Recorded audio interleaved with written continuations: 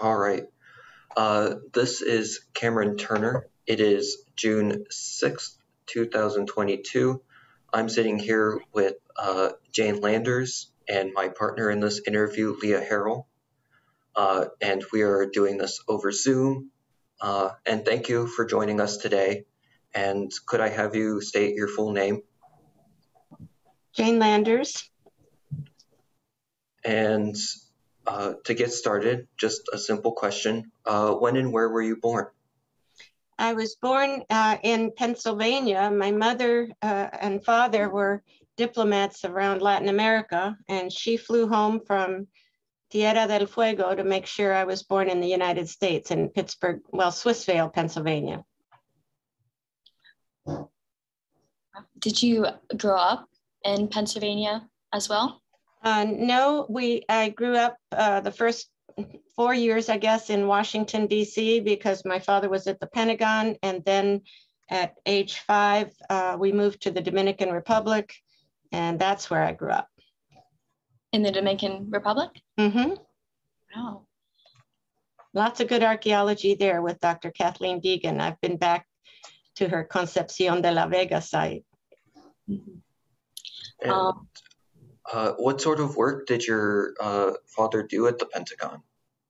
He was a diplomatic attaché to the embassies around Latin America, and because he had a lot of languages.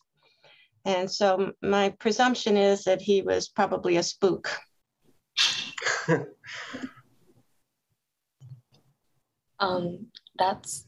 Did your parents continue working for the government or for the embassies when you were in the Dominican Republic? Yes, he handled all the military delegations from the U.S., so Army and Navy in the Dominican Republic. Interesting. Well, then, can you tell me a little bit about your childhood growing up in the Dominican Republic? Like, what was your neighborhood like?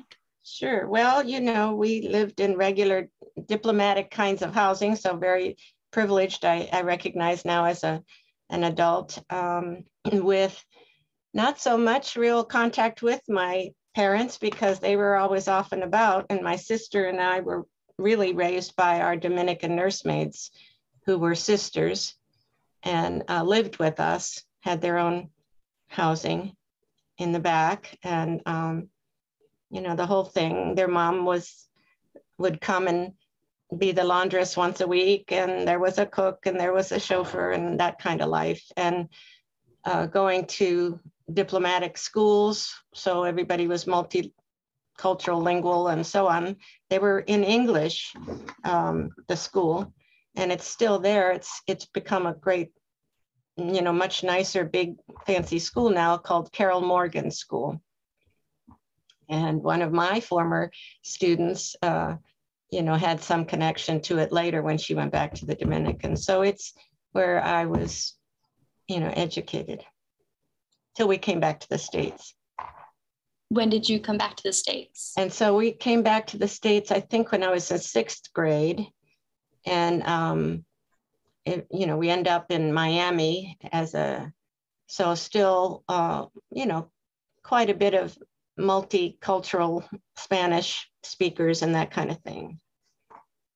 Did you grow up speaking Spanish then as well? Yes, and it's interesting because I can't remember actually doing that, but our nursemaids didn't speak English, and so when I did the switch, I wasn't even aware of it. But school would be in English and the rest of everything would be in Spanish. I'm assuming with my parents it was English. Mm-hmm. And while you were living in the Dominican Republic, if you can remember, what sort of differences were there between the subject matter that you were learning in school? Well, it's hard to remember a lot of it, but, they had Greek mythology, they had, math, English, all those kinds of things. And to me, it was just what you did. You don't have anything to compare to, but things that made an influence, I think, on me as well, probably for reasons, maybe some of the reasons I was interested in history. It's such an historic site, colonial buildings everywhere. And, I was in the cathedral where Columbus's tomb was, where he is apparently not really buried, but, you know, and Catholic ceremonies and incense. And once in a while, a Protestant missionary or pastor would come to town. And I do remember like regular Protestant kinds of Christmas plays with, but, you know, it was a mixed bag, let's say, of upbringing. Yes, you mentioned a little bit about, well, since Cameron was asking about the subjects that you were learning, and or obviously there was this connection to history and culture at an early age, but was did you have any like specific favorite subject in school early on? This is funny, but they had this grade in this private school called Fun to Learn. And it was before first grade and it was after kindergarten. So I'm not sure exactly what our age was, but that's, I guess, where I started. And they stuck me into first grade right away. And I came home and told my parents I'd been moved out of my class. And I just remember them being so, when I got to that new class, so focused at that point on writing correctly. And it was a very strange thing. I had only printed until then, and then I had to learn cursive writing. That was odd. The Greek myth stuff, I loved that. Stories and reading, I loved. Don't remember much about math, and I'm still not good at math. But history was all around, and I think I absorbed that way, and I absorbed culture that way, you know, through being all the time with my nursemaids and, you know, things that they believed in, I believed in, like, you know, medicinal things, you know, how to cure hiccups. You pull a string out of your skirt and you spit on it and you stick it on your forehead and it will cure your hiccups. So next time you have hiccups, try that. Did you try that? Oh yeah, it works. Oh, wow. And I've asked my Cuban and Puerto Rican friends, Afro-Puerto Rican, Afro-Cuban friends, that's just what you did. My mother would have said, you know, you drink water sort of tipped upside down. That's how she did it. But the string was the trick. Do you feel like you were a part of that culture then when you were living in the Dominican Republic? You had a very close... Well, you don't know any different. You know, that's what you do. At the same time, then we'd be marched off to diplomatic, you know, birthday parties of somebody we didn't know.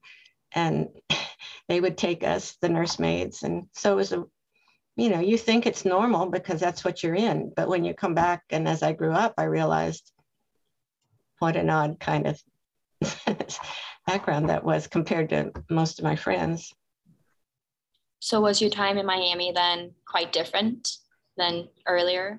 Yeah, you know, it's hard coming back as a middle school person when everybody already has their cliques and the, you know, I mean, I was dressing differently, behaving differently, you know. By high school, I had pretty well figured out the routine. And I guess by maybe 10th grade, I was feeling like I was in the group.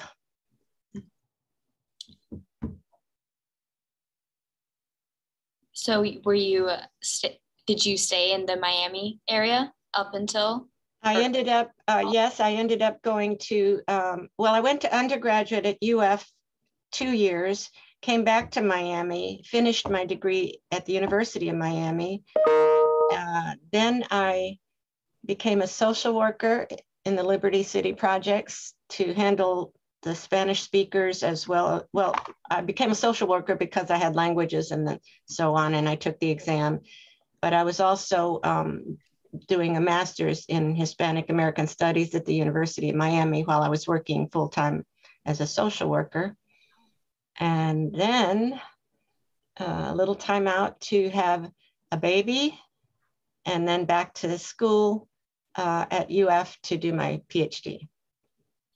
So what led you to UF originally and then Miami? You know, UF was supposed to be the top state school and that sort of thing. And I didn't know zip about really what I was doing. I can't really tell you there was a conscious decision about any of it. That makes sense. So during high school, do you already have an idea of what you wanted to pursue in college? No, I just knew that, I had some advantages with the language and the cultural background that I ought to sort of stick with that. I had no idea. And at the at the University of Miami, it was an interdisciplinary MA. So you took a little bit of everything, some poli-sci and some anthros, history and so on. And of all the different ones I had to take, I liked the history the best. And so for the PhD, that's where I ended up. But I've always loved archaeology since I got to, University of Florida, and I had Kathy on my committee. That was eye-opening, and not only because of the field, I loved that.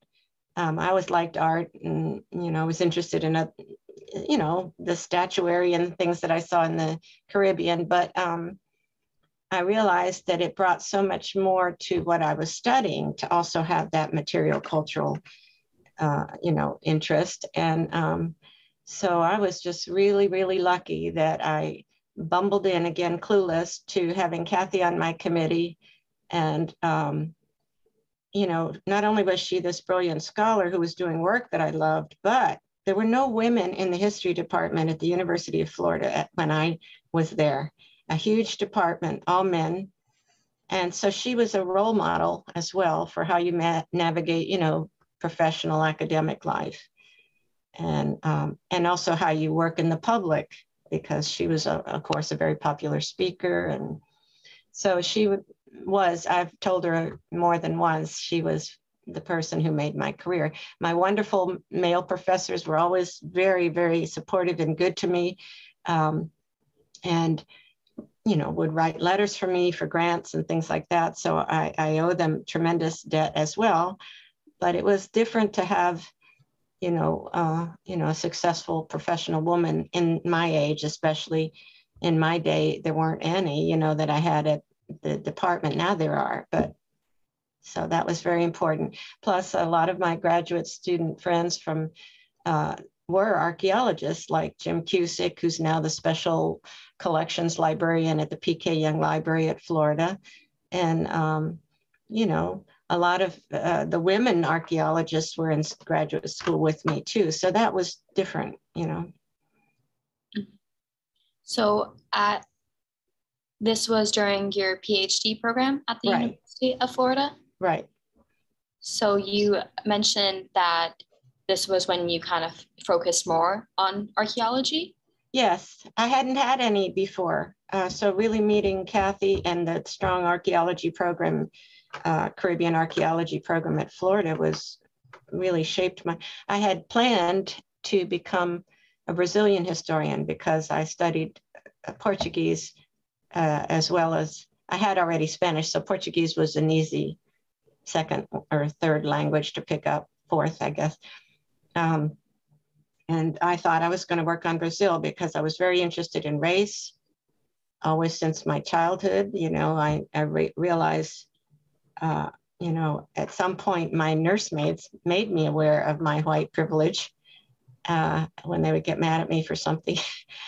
And so I became very, that was what I wanted to work on. And the difference between the outcomes for, Caucasians and African descended people. So Brazil seemed like a great place, huge, population. I had the language, a huge Afro-Brazilian population because of the slave trade.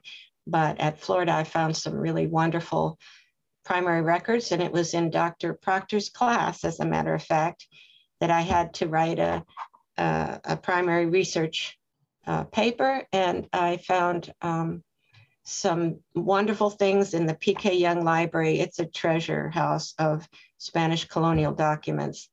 And these were people who were running away during the American Revolution from Georgia and South Carolina.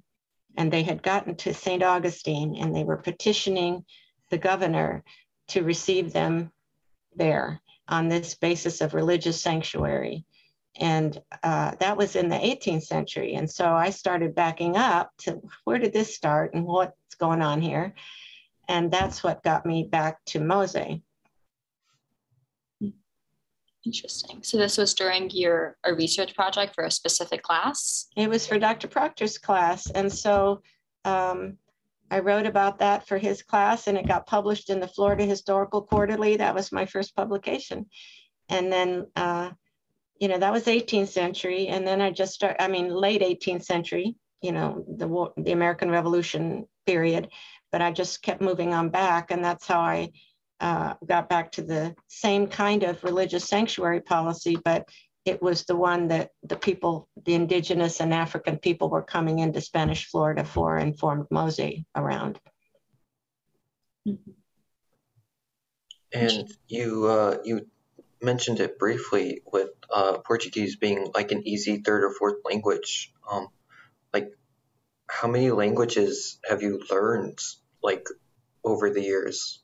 Well, I had already Spanish and English, and then I studied French at UF and I aced it, but I just thought I wouldn't be fluent as well. And so I switched over to Portuguese. So I can read French and I have to for some things, but now I work a lot in Brazil. I'll be going there next week again on some research projects because of, again, the large slave community. I work a lot in Cuba, I work in Brazil, I work in Colombia, anywhere there are large Afro populations. And I'll get a plug in here maybe because these languages and this larger framework, I ended up creating something here that isn't my creation, but I brought it to Vanderbilt, a study called Atlantic World, which links all these places. So North and South America and the Caribbean linked to Europe and Africa. And my focus is Africans in all those worlds. And because of finding those amazing documents at Florida, I started realizing, oh my gosh, there are records like this all over the Spanish Catholic world that are in real danger. And that's a project I started that's called Slave Society's Digital Archive. And so I take my grad students to all these places and we digitally preserve it and put it up online. And so it's got great records for anybody that wants to look at those countries of large African populations, including our Spanish Florida ones are up there. Yes, that project seems fascinating. We found a little bit about it when we were doing some background research. Oh, good. Could you talk a little bit more about how it first started? Well, really, had I not bumbled into those records, again, this is my what I always tell my students, just don't get too tightly focused on something because you don't know what's going to come across your path. And sometimes you need to just follow it. It may not have been your original idea, but finding those records at Florida and then running into Kathy, it changed me. I still love Brazil. I go a lot. I work with people there. I do student exchange programs and we preserve records there and I do my research, but I would have maybe just done that if I hadn't bumbled into the Spanish colonial records in Florida. And this project grew out of, again, accidents, so having grown up in an Afro-Caribbean mindset, when things happen like that you didn't expect, it seems natural to me. And in Cuba, they've told me I am Elegba, which is the opening of the future. And I think it's probably because my birthday was January 1, but it is a thing that, you believe things happen maybe that they were going to happen anyway, and you follow them. But so this was accidental, but very important. And then I got another accident was having a wonderful Brazilian scholar in-house here for a guest talk when 9/11 happened and she couldn't fly away back to Brazil. So I had her for a week, which made me kick into gear again with my Portuguese interests and Brazilian studies. And she was working on Africans in Brazil and their religious practices. And she's a wonderful scholar, Maritza Soares. 20 years later, we're still working together. And so I wrote a National Endowment for the Humanities grant that it had to be collaborative research with international partners. So she was one partner of mine because of her interest in the same thing in Brazil. And Paul Lovejoy is the eminent Africanist in York, Canada. He was my other partner, and I just saw him at a UNESCO meeting in Canada yesterday, I guess that was. So with those two, I got this big grant to start to preserve the records in Cuba and Brazil. And I thought it would be a one-shot deal. And I just kept getting more grants. I had to, it's a lot of work. You have to apply for it and compete and get it and manage it and pay everybody and all of that. But Kathy had done so much of that. Maybe that was her influence. But so we still have them. And I just got another new one from the American Council of Learned Societies to use the techniques and the training that we've created over the years we train students in all those places to preserve their own history. And to have a wonderful photographer, former grad, who's now a young prof at UT Arlington, David Lefevre. I send him, or he goes with us everywhere to train people. And then we leave the equipment. They can do whatever they want with it afterwards, and they upload what we've asked for, and I put it up for free for everybody to use. And so we decided this time I would also train local students from HBCUs, and the American Council for Learned Societies has given me that grant, and I'll be launching that in July, I guess. So what is involved in this training process exactly? Well, I am totally not a tech person or a computer person. So all of my grad students have to help me with that or do that. So the wonderful photography a person we use, David Lefevre, works also has a very interesting childhood background too in archaeology in Mexico, and travels in Spanish and living in Cuba, training as a boxer and all of these things. So we have an eclectic team, and he trains everybody in the actual photography that's required. And one of my students, who's now a dean down in Alabama, called it guerrilla preservation, because when we started in Cuba, it was during the special period, as they called it, when there was no, there was no food, electricity, water, those kinds of things. And so we didn't know what we would find when we went into little towns and so on. And we went out to look for the Mose people, was our first, focus. And they got land given to them by Spain in a little place in the Matanzas province called Ceiba Mocha. But in the day, it was called San Agustín de la Nueva Florida.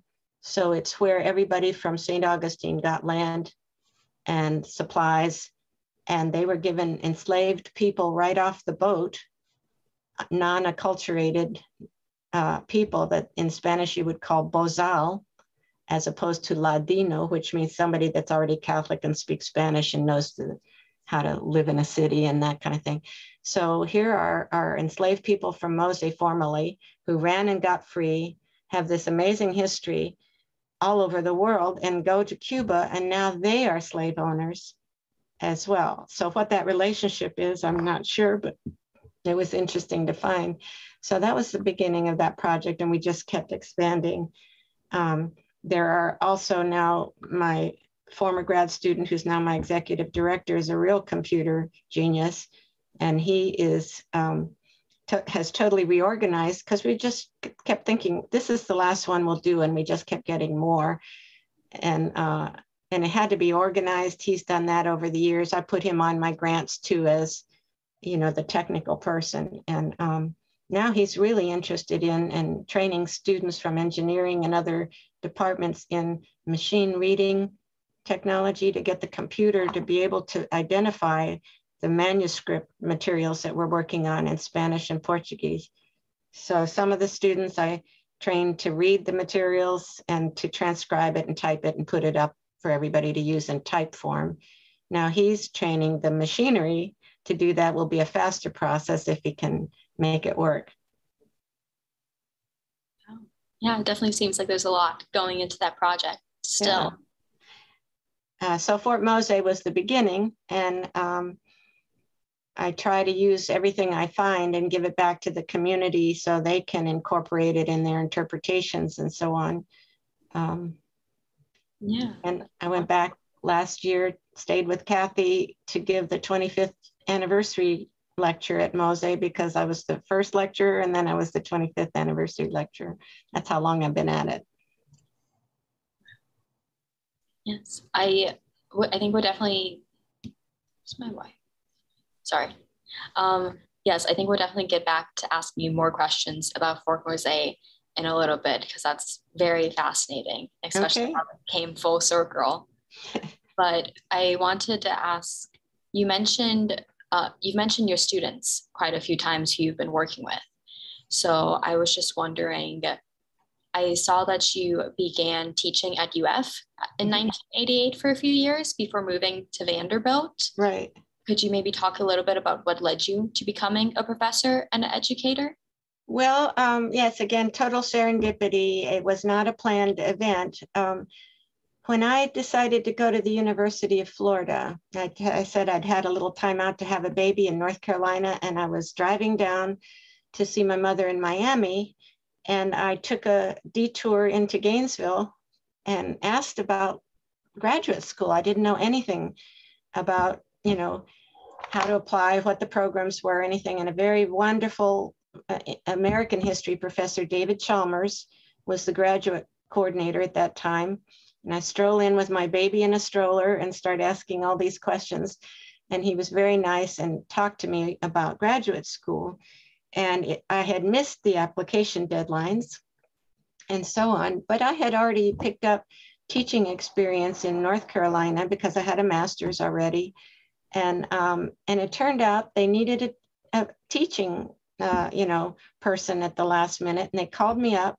They gave me 2 weeks to move my family to Gainesville and pick up 2 classes of like 50 students each with no TAs in areas I hadn't taught before. So it was trial by fire.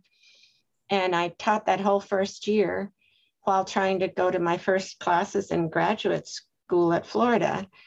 And they must have been appreciative because the next year they did give me a fellowship, and that eased the burden a little bit. I didn't have to teach full time, and I was able to concentrate more on my classes and get going again. And then I won a fellowship to take me to Spain to start to do research there. And so again, it's totally been an accidental process for me, but Florida was wonderful to take me in and start giving me grants and training me. And so finally I get through, I graduate.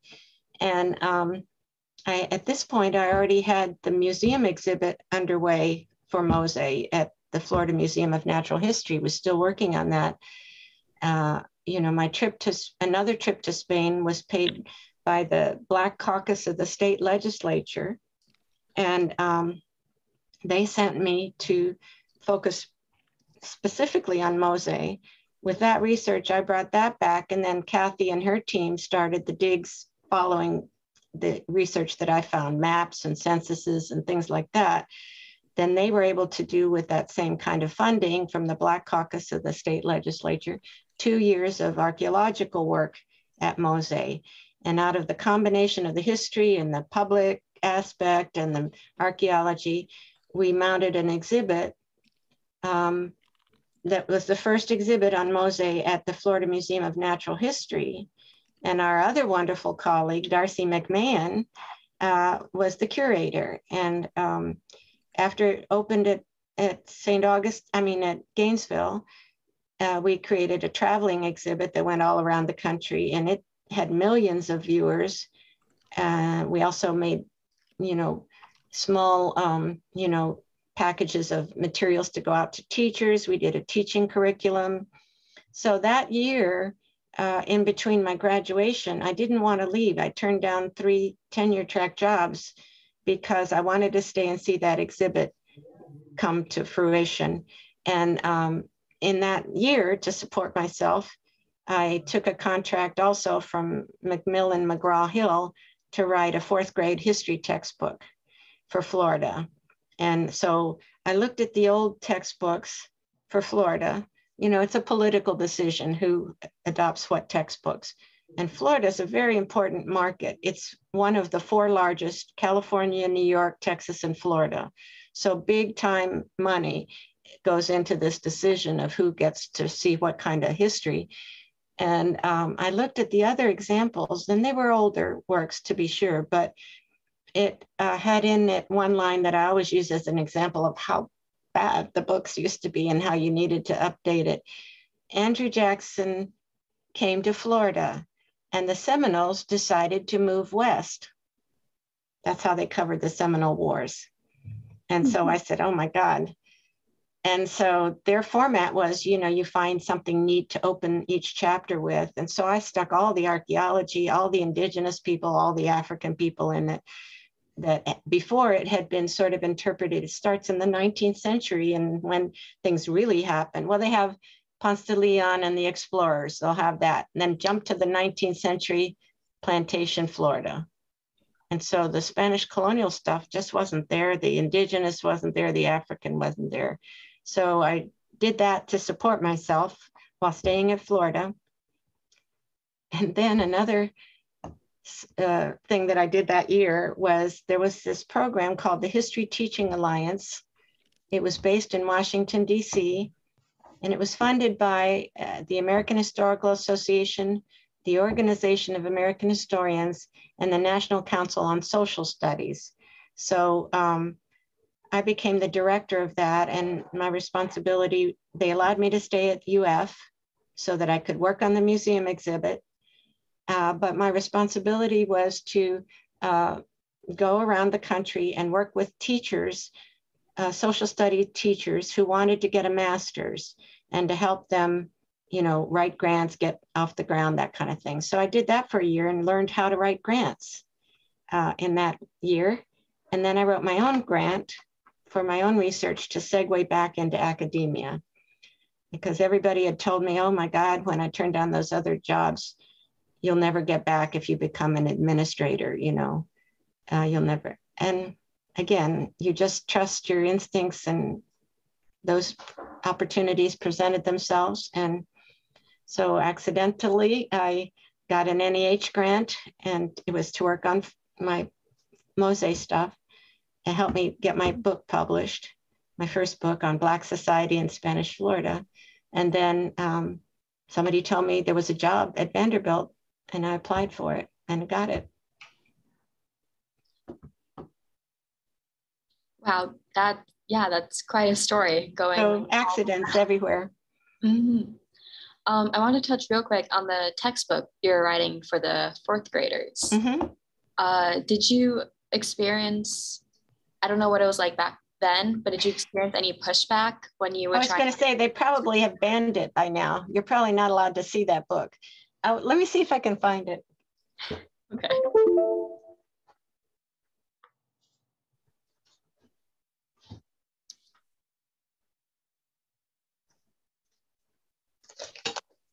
This was the textbook, Macmillan McGraw-Hill. And, you know, it's kind of old now, but so I'm not sure what they're using now. But, you know, when I said it's a political decision about who gets to read what histories and how the kids are taught, can you imagine in Texas, there was not one real historian on the board at that time to decide what was being taught. And that's probably true still today. I can't say that for sure, but it was when I was doing this. So we didn't get any pushback then. But now I don't know, because I keep reading about, you know, how people are being censored in their classrooms, and, you know, what's allowed to be taught and what's taken out of libraries and so on. I'm probably persona non grata and in Florida now. Well, thank you for expanding on that for us. Sure. Yes, so definitely seems like you had a whirlwind path to in the beginning of your career. Has the rest of your career shifted a lot too during your time as a professor? Have you? Well, it certainly stabilized once I got this wonderful job, you know, so I've been here ever since, but I don't let go my public history work. You know, in academia, you have to publish or perish. And so that's what they count, is things that are published in journals or scholarly work. The public work is not recognized as it should be, but I continue to do it because of the topic I write on. It's important. So I work a lot with school groups, museums, the people at Mose, other groups like that. I think it's just, I have to. And so that's I continue to do that. I like to do that. Now they've made me for this project. The Slave Society's digital project has been around now so long, 20 years, I guess. I think I started in 2002. I was appointed by UNESCO, has a project called the Slave Route Project, and I got appointed to that in 2015, I think it was, to be the US rep. And so that was the meeting I just came back from in Canada. It was interesting to find out they have a lot of connections to the history I write about in Florida too, because Black loyalists and formerly enslaved people who took the British offer of freedom for military service, the British evacuate the ones in the north up to Canada. The ones from Florida, they evacuate to the Bahamas, and I had written about that earlier on. So now I have some new friends in the Afro-Canadian communities who are really proud of their history, and I'm going to be, trying to develop some links with them about the Black loyalists in Florida and Canada. Is that the goal of this project? Or what is the goal of this project, of the UNESCO project? It is really, yes, to recognize unrecognized history and to get it into the narrative.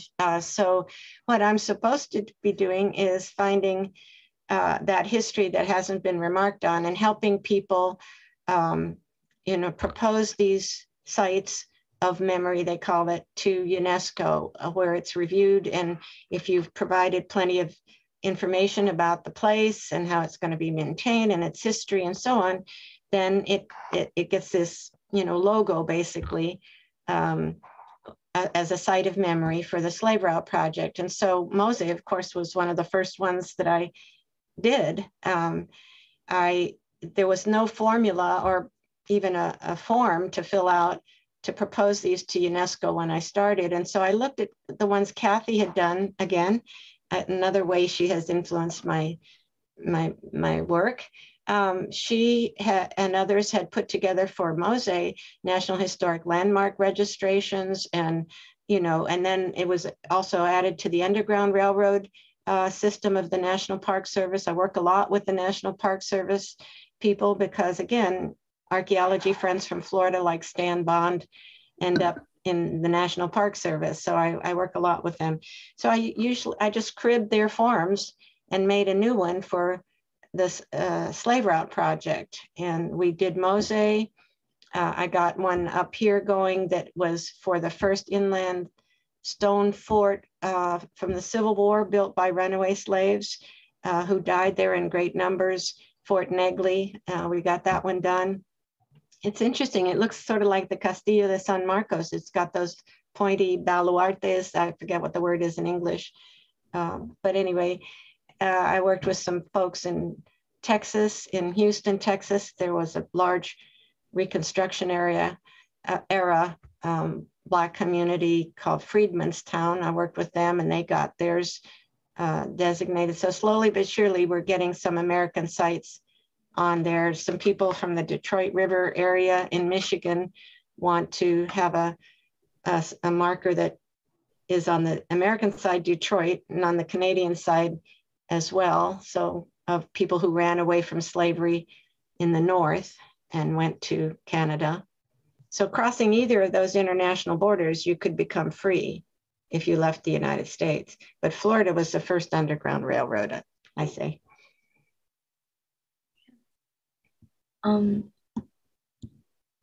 Yes, well, thank you for all of that.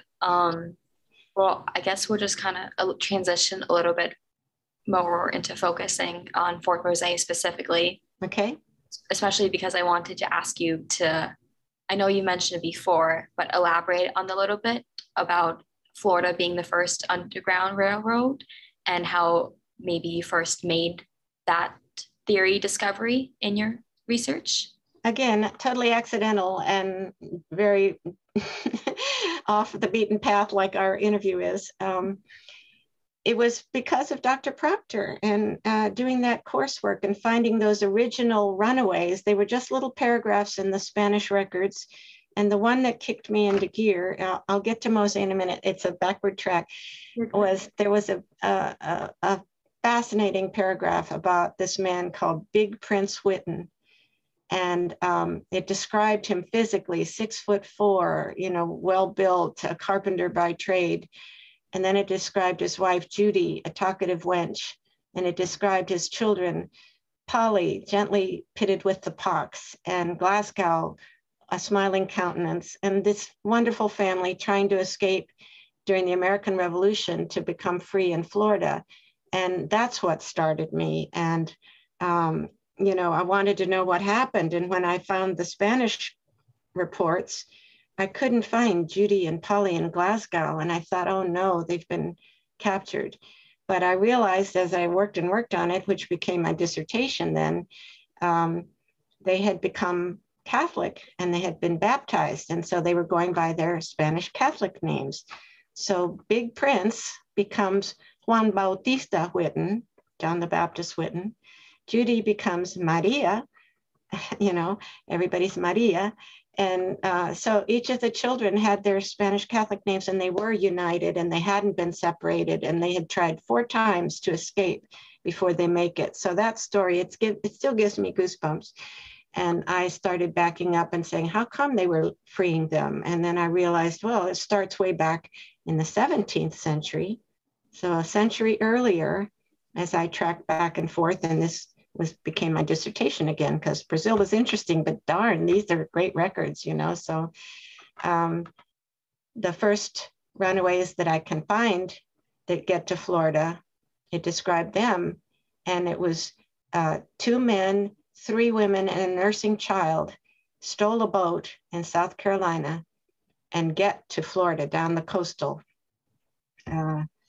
route and present themselves as wanting to become Catholic.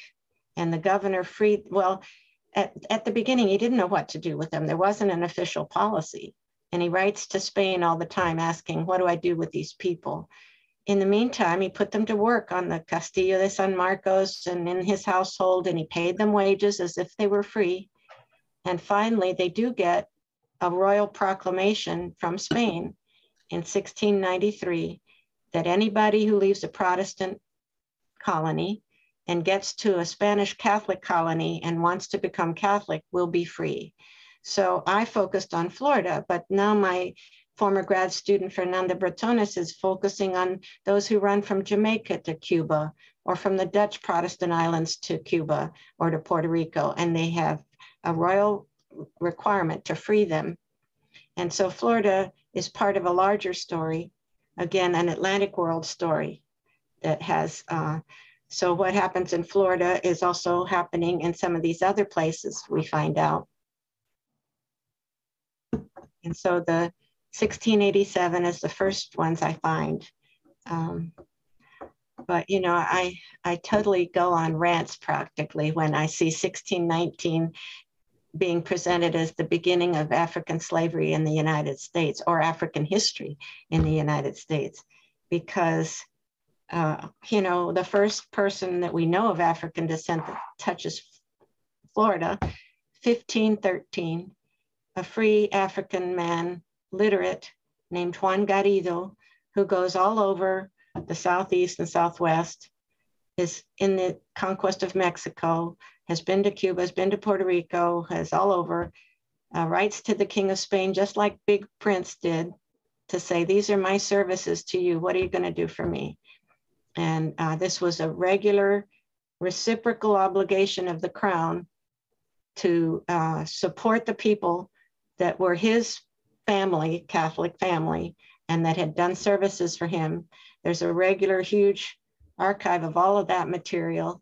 And Stan Bond, who was the archaeologist in St. Augustine, and we were contemporaries, became the head of the archaeology division of National Park Services at one time. He did a wonderful exhibit on the Afro-Mexicans who established Los Angeles, who knew, and a museum exhibit. And then he hired me recently to track the oldest records for Africans in the Southeast and Southwest on those early expeditions of Hernando de Soto and others. So I was in Spain last month, or this month, I guess, with my former grad student, David Wheat, who's really better than I am in 16th century paleography. And I got him written into the grant. So I have a wonderful group of ex-students who are still my partners in a lot of these projects. I joke it's a cult, and they have to bring their students to it too. So David Lefevre is now training his students from UT Arlington in Cuba to do the same kind of work. David Wheat has been like a big brother to some of my next generation students and trained them as well. So it's been a wonderful collaborative process. And I think, again, it's because Kathy treated me like that and brought me into her projects.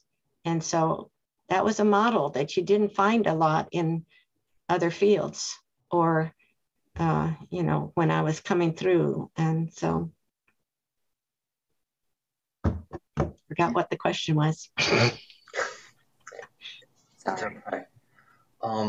But you mentioned that Kathy began to bring you onto her projects. Was that how you got started working at the fort? Because I read the article that you and Kathy had wrote that kind of outlined how the project went, and you were responsible for the first 6 months of historical research. Right.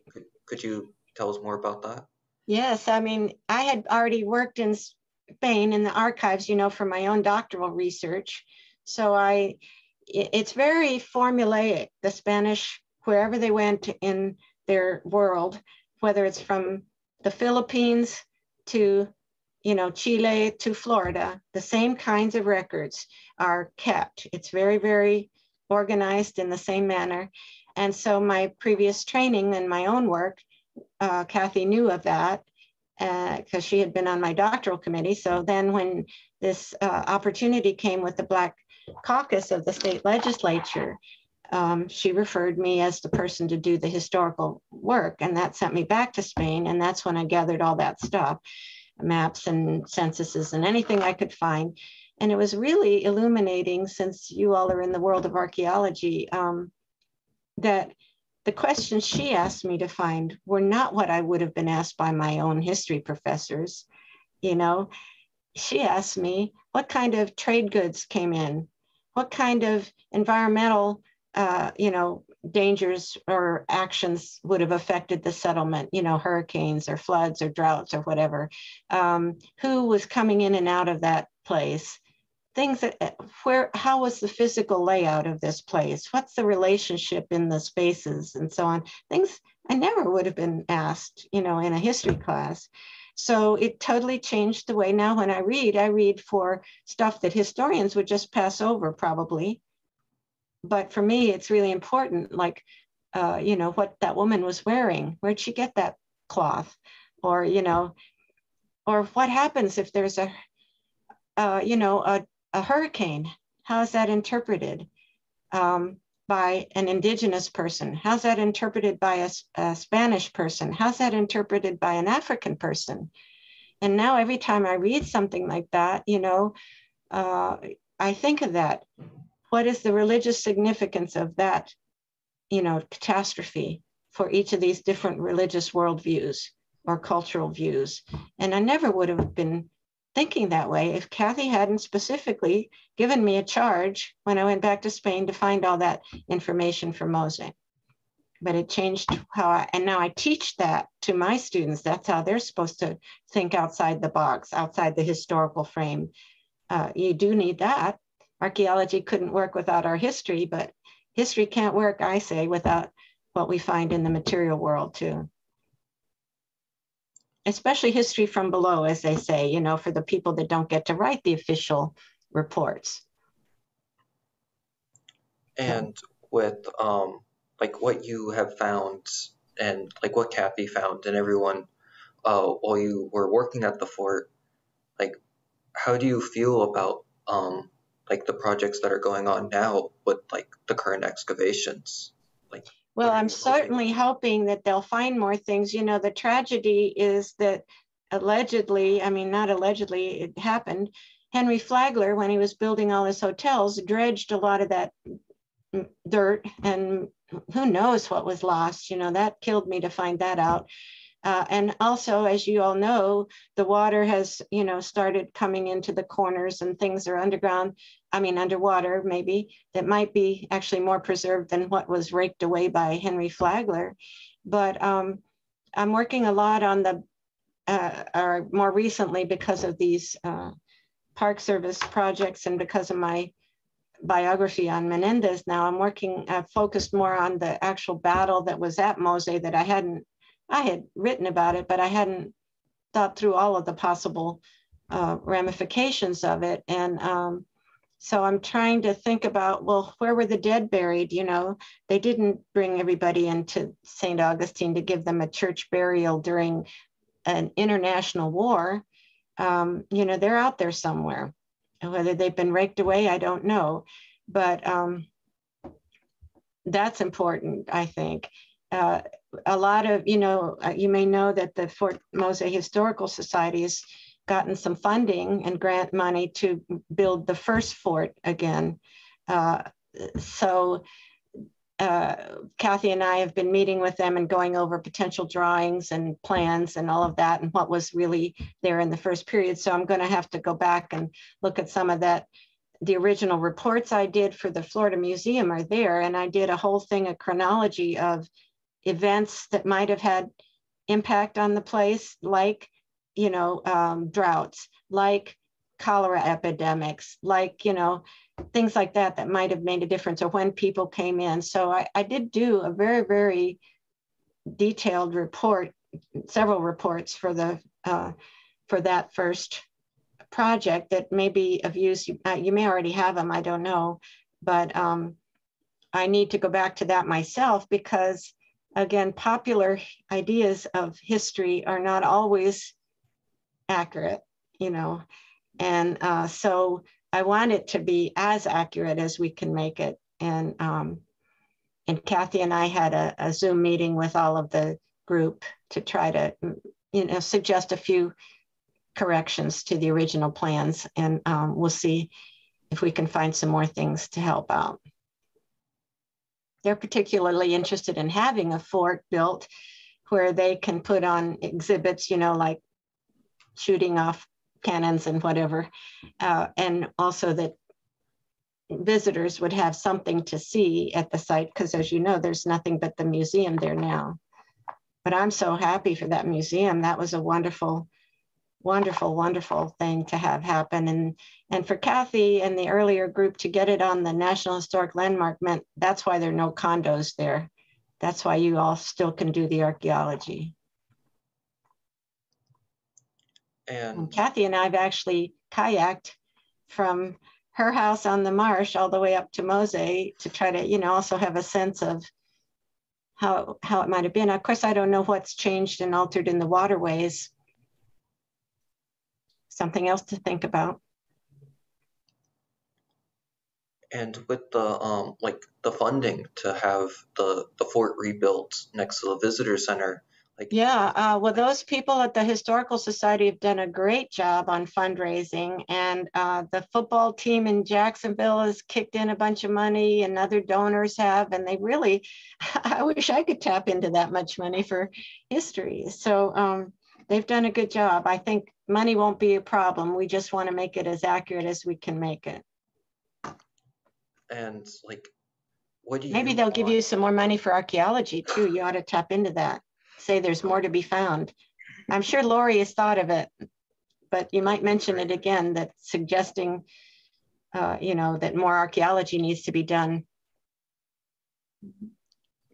to tell the full story, sort of thing. I'm sorry, Cameron, go ahead. It's okay. Is there anything like further that you would like people to learn about with like the reconstruction of this fort? Yeah, definitely. You know, one of the things is if you read the very early accounts, and again, we have English records because they're the invader, the attacker. We have their records. We have the Spanish account, you know, as well. We have what they're saying happened. Governor Manuel de Montiano's letters are all published, and not all, but I mean a huge a group of them about what's happening every day. We have no food. Please send us food from Cuba. Finally, 6 not galleons, but 6, what do they call it in English? I'm not sure of the different ships come from Cuba with food supplies landing at Matanzas there. And finally, that's a relief. So reading all of that material, the Spanish sources, the Cuban sources, the English sources, and then afterwards, now I've come to realize people will write after the fact to request, again, méritos y servicios, merits and services. If they want something or they're in need, they'll write the Spanish king and say, I was at the Battle of Mose and I did X, Y, and Z. And so sometimes you find these sources that we haven't looked at before from survivors of the battle. And so that's another thing I would like to keep tracking. But Oglethorpe, General Oglethorpe, who comes in from Georgia with the English and indigenous and even free pioneers, they call, or enslaved pioneers, I guess they would have been. He's writing about the description of the places. And the fort is just a little thing, you know, to be honest. And the people had their houses outside the fort. And he says that they found some very well-built houses of sawed wood, you know, with fireplaces still burning. The people had left in such haste. They were still cooking their food and so on. When he comes in, it's empty, but had been there just moments before, probably, or a little while before.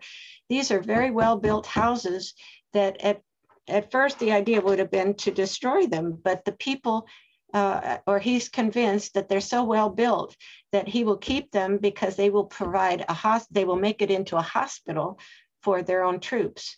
So these outside the fort places haven't been discovered. Maybe they were raked away by Flagler too, I don't know.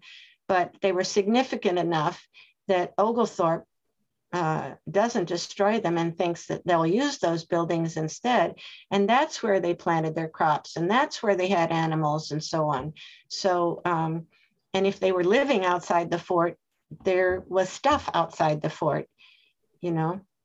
And I know it's short-lived, the fort, but the things that, you know, were found were pretty significant, rosaries and things to indicate the Catholicism. And the fellow that's running the show, Francisco Menendez, is from the Gambia River, Senegal. He was likely Muslim, which is my idea about why he was able to read and write and shift to another language, you know. So, you know, think of how multicultural that space was.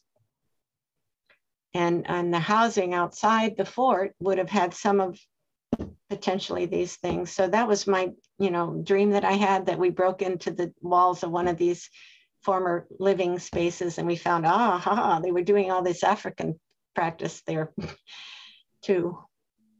But in presence of officials and of the Catholic priests that were assigned to teach them the you know, catechism and so on, they were very Catholic, and it behooved them to be, because that was the basis for their legal freedom. And they would go to church and they would do all the rituals, and they would, you know, have their children baptized. More Black Floridians had their children baptized than whites in that sample year I did in my first book, because it was so important to them as a protection. You mentioned a little bit about the structures and the houses that would have been outside the fort. And excuse me.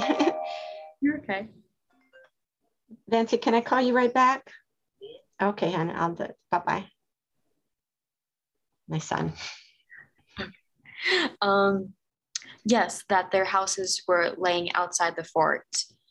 And I know you mentioned Flagler dredged the area a bit, but do you still think there could be some of that material cultural, like laying somewhere outside of the fort or outside of where we've been digging?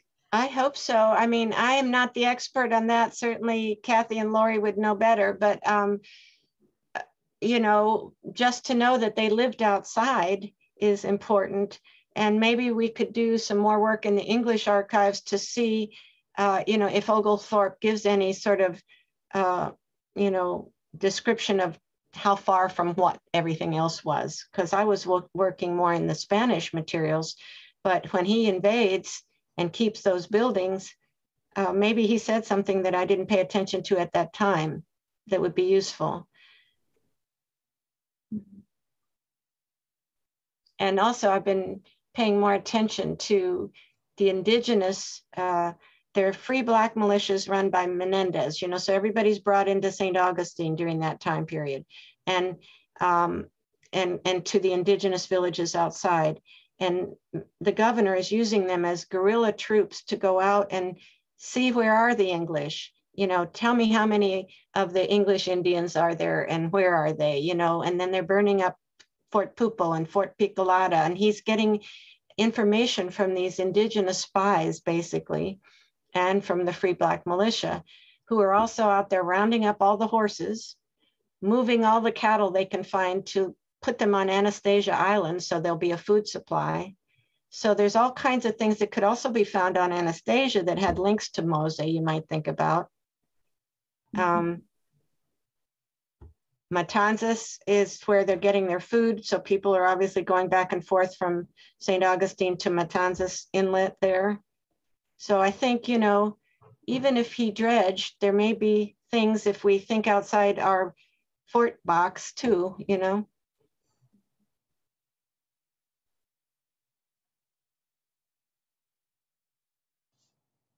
And I'll pay more attention now as I'm writing my Menendez biography. If I find anything like that, I'll shoot it to you. Yes, that would be great. Thank you. Okay. Could you tell us a little bit about the research you've been doing on Menendez for the biography then? Okay. Well, every time I get a chance to go to either Cuba or Spain, I look for more material on him. And the more recent stuff that I was doing was about him.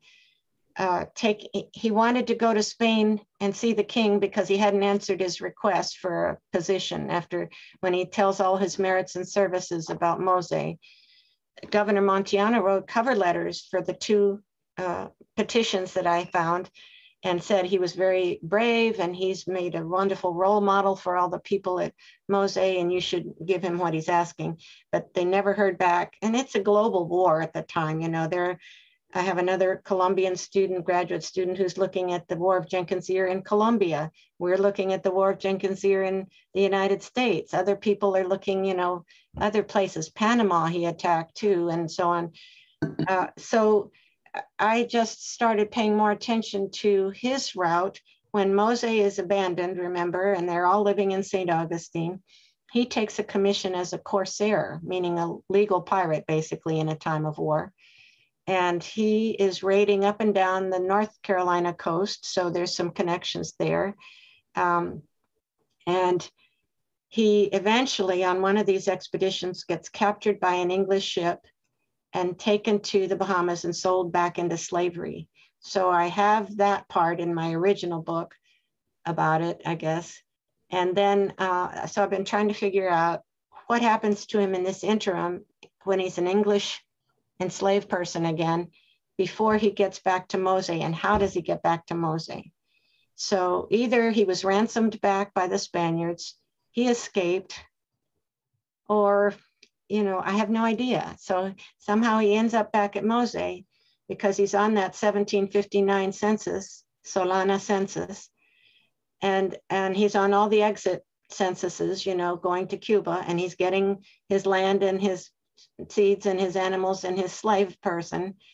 And then he sort of he's paying back because they were supposed to pay back for those supplies in Ceiba Mocha, San Agustin de la Nueva Florida.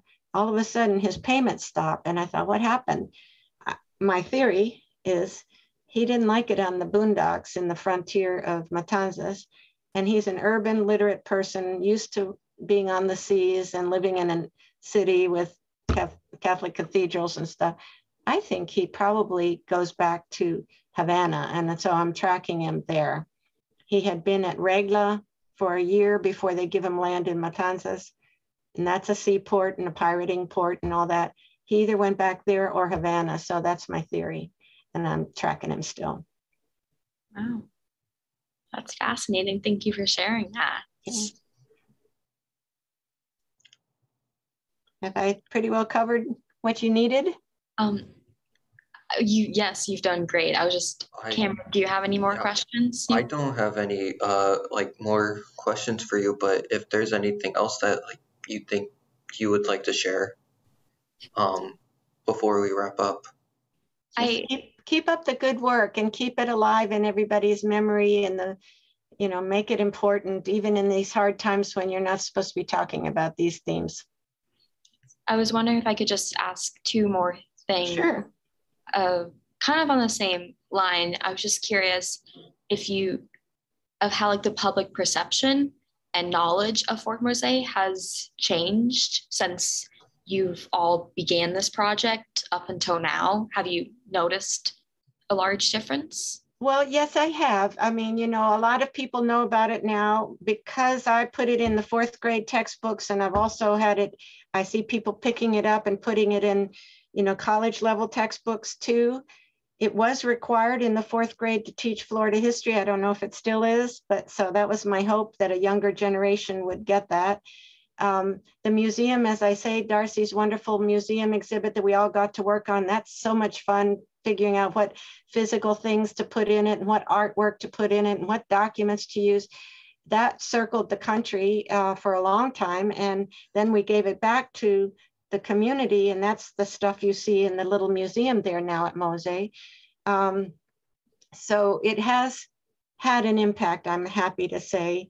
And then because we got it on the National Historic Landmark Registry, the Underground Railroad Registry, the UNESCO Slave Route Registry, it's not going away, so that's good. And I hope it'll show a model for other people that want to do it, because going back again to 1619, the first African history in our country is not 20 and odd, as they called it, Negroes getting off a slave ship naked and handbound and so on in Jamestown. That's not it.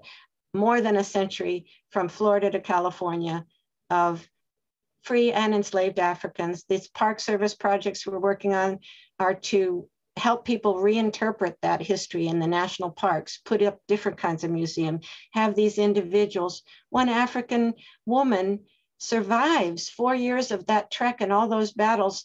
When DeSoto dies on the Mississippi River and they float him down the river, they built little boats and they come all the way down the Mississippi and trek to Panuco, Mexico. An African woman survives that to go back and testify at the end about all these battles.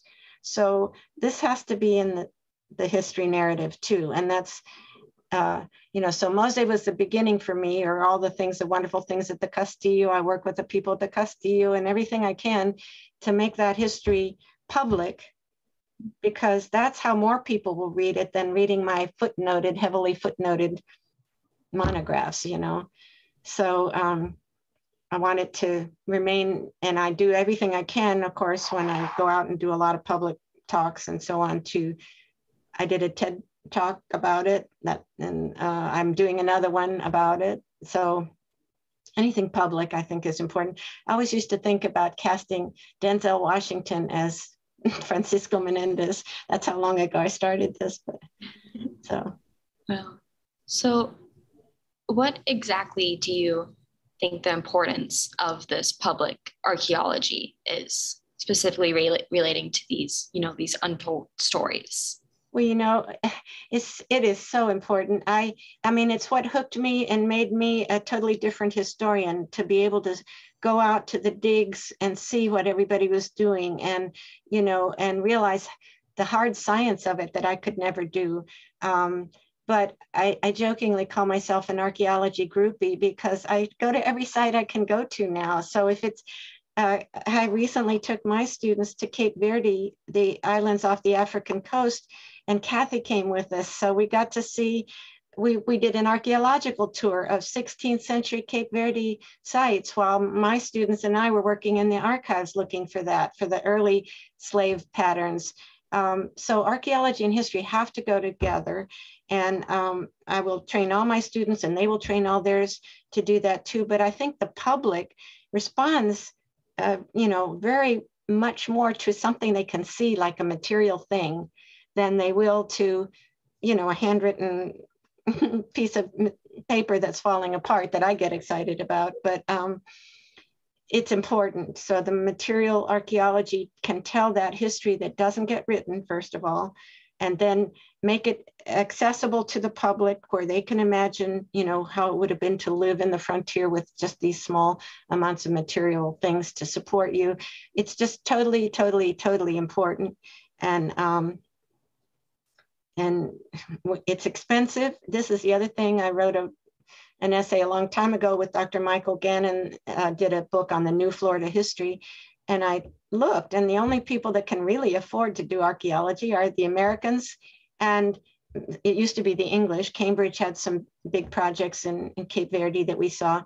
But so we need to also realize that we, and Kathy always did, incorporate the local archaeologists as well. But that's the only way that archaeology gets done in other parts of the world too, is it's very expensive, it's very privileged. And so we remember that when we do it as well. Yes. Yeah, that's very significant to the entire field.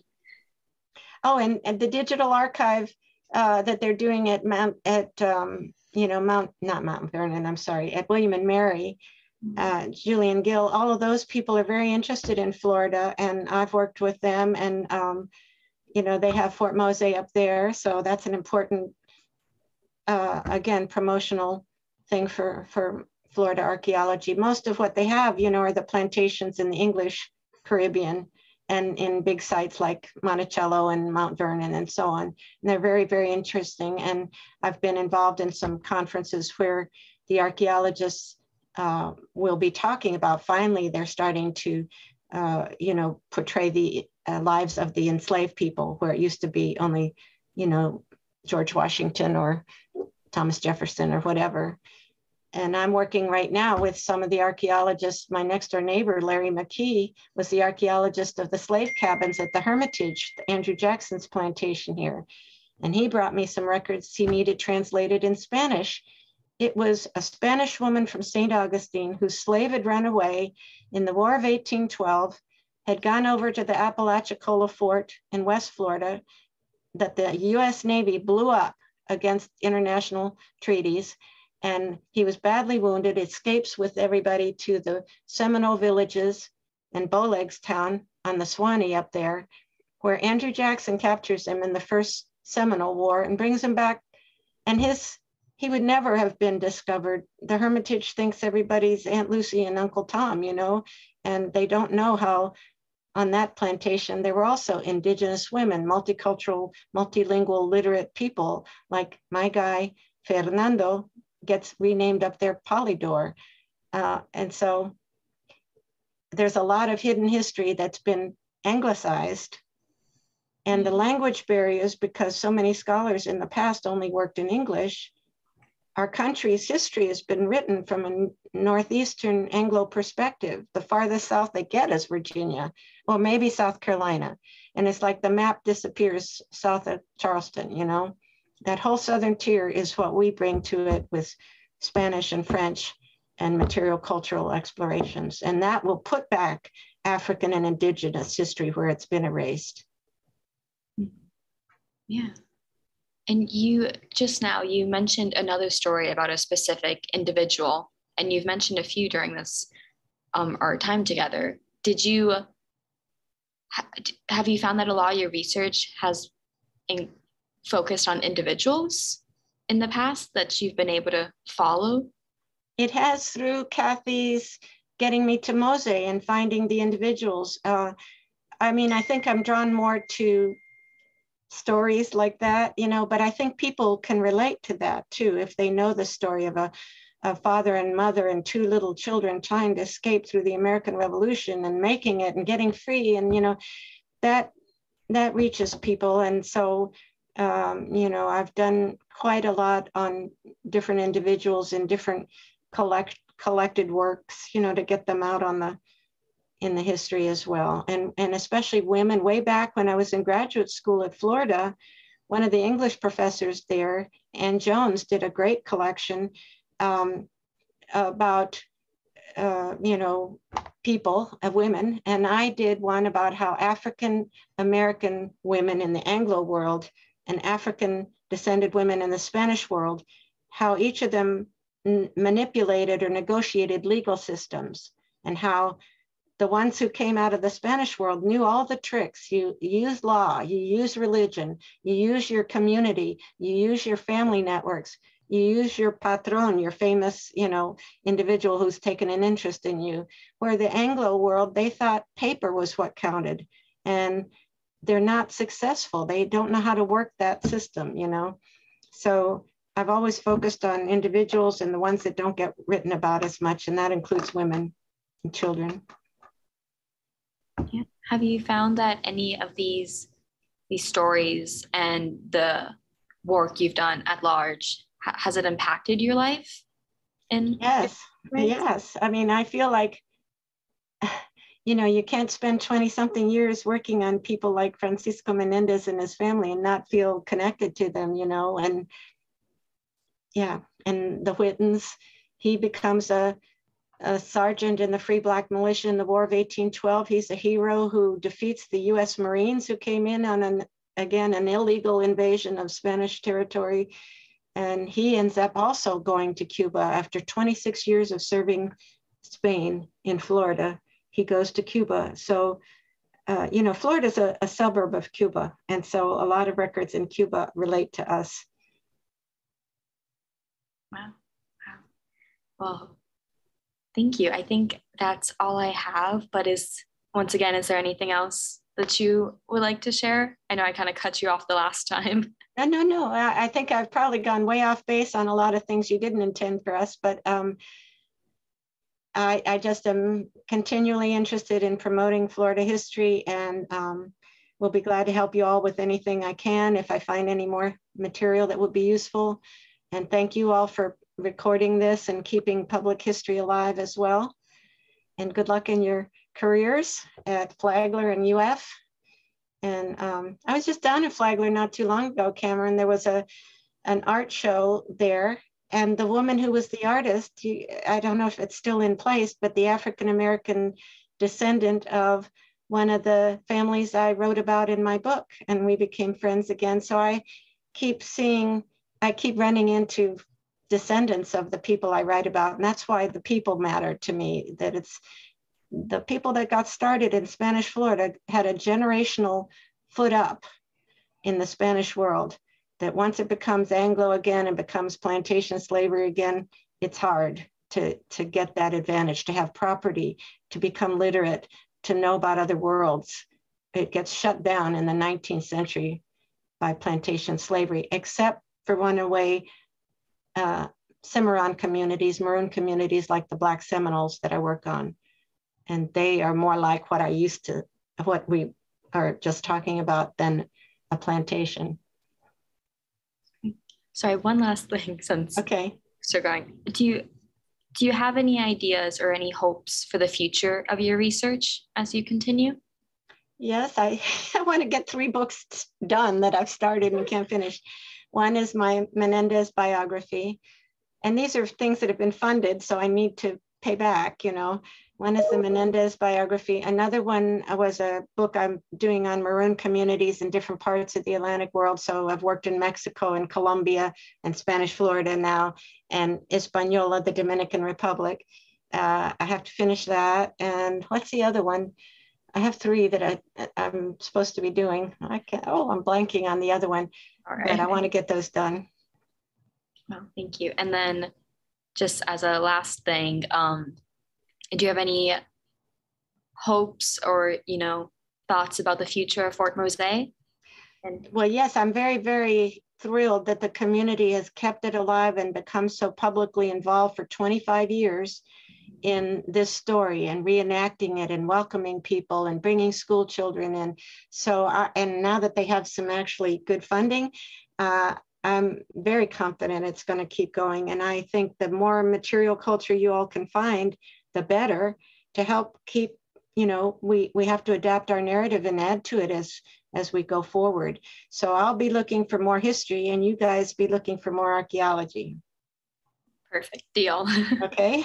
Is that a deal? Yes. Okay, good. Well, thank you so much for taking the time today Sure. to meet Yeah, with us and share your so story. much. Next time I'm in St. Augustine, I hope I'll get to meet you in person. Yes, that would be great. Okay. You have to come back to Fort Mose soon. Yes, definitely. I want to see the new stuff. Mm-hmm. Thank you so much for talking with us today. Thank you. Thank you both. Bye-bye. Bye. Thank you.